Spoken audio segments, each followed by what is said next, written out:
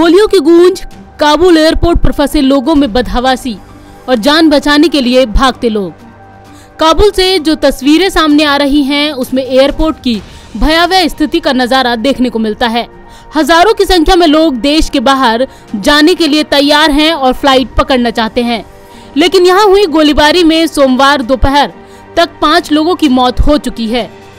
इसके बाद हालात लगातार बेकाबू होते जा रहे हैं। वीडियोस में साफ देखा जा सकता है कि कैसे काबुल छोड़ने के लिए एयरपोर्ट पर हजारों की तादाद में ऐसे लोग पहुंच गए हैं जिनके पास ना तो वीजा है और ना ही टिकट। काबुल में मोबाइल रिचार्ज कराने में लोगों को दिक्कत आ रही है। ऐसे में लोग इंटरनेट और कॉल क्रेडिट इमरजेंसी के लिए बचा रहे हैं। काबुल की सड़कों पर तालिबानी लड़ाके घूम रहे हैं। कई जगहों पर लूटपाट की खबरें भी सामने आ रही हैं। आम नागरिकों को 17 अगस्त सुबह 8 बजे तक अपने घरों में ही कैद रहने को कहा गया है। अफगानिस्तान पर तालिबान का कब्जा हो चुका है। काबुल और राष्ट्रपति भवन तालिबानी लड़ाकों के कब्जे में है। राष्ट्रपति अशरफ गनी देश छोड़कर भाग चुके हैं, लेकिन यहाँ फंसे आम लोगों के लिए बाहर निकलना मुश्किल हो गया है।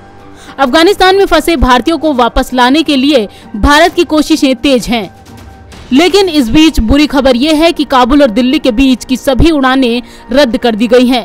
बता दें कि भारत की ओर से एयर इंडिया की कुछ फ्लाइट्स को रिजर्व किया गया था ताकि भारतीय नागरिकों को बाहर निकाला जा सके। सोमवार को नई दिल्ली में कैबिनेट सेक्रेटरी की अगुवाई में एक अहम बैठक भी हुई। इसमें विदेश मंत्रालय, सिविल एविएशन मंत्रालय के अधिकारी शामिल रहे। अफगानिस्तान से भारतीयों को निकालने के लिए मंथन हुआ। वहीं पंजाब के सीएम कैप्टन अमरिंदर सिंह ने ट्विटर के जरिए विदेश मंत्री से सभी भारतीयों को निकालने की अपील की है।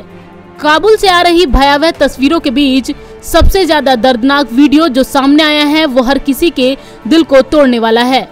कुछ लोगों ने अपने आप को एक विमान के निचले हिस्से पर बांध लिया और इस आस में कि वो काबुल से बाहर चले जाएंगे, लेकिन जब विमान ने उड़ान भरी तो वो आसमान से गिर गए और उन दोनों ही लोगों की मौत हो गई।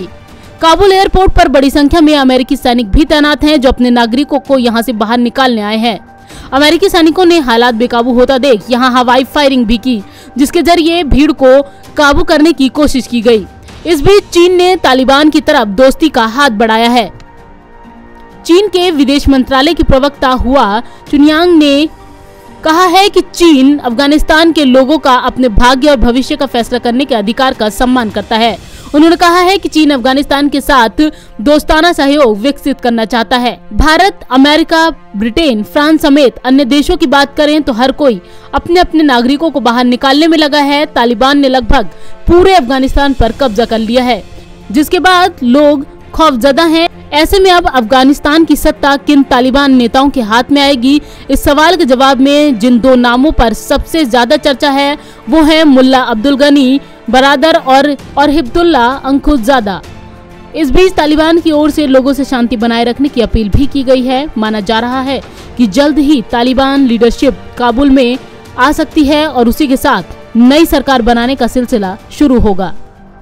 नवोदय टाइम्स के लिए संगीता सिंह की रिपोर्ट, दिल्ली।